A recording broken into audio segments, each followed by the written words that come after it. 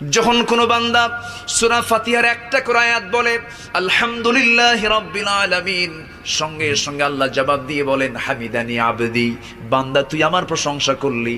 আর রহমানির রহিম যখন বলে আল্লাহ বলেন আসনা আলাইয়া আবদি। মালিক ইয়াউমিদ্দিন যখন বলে আল্লাহ বলেন মাজ্জাদানি আবদি।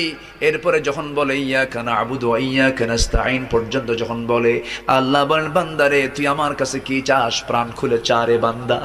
ইহদিনাস সিরাতাল মুস্তাকিম থেকে শুরু করে নিয়া ওয়ালাদ-দাল্লিন পর্যন্ত যখন বান্দা বলে তখন আল্লাহ বলেন বান্দা নামাজের মধ্যে এমন প্রেমের খেলা খেললি বান্দা, তুই যা চাইলি সব আমি আল্লাহ কবুল করলাম। ওই বান্দা যখন রুকুতে যায় আল্লাহ তখন অস্থির হন।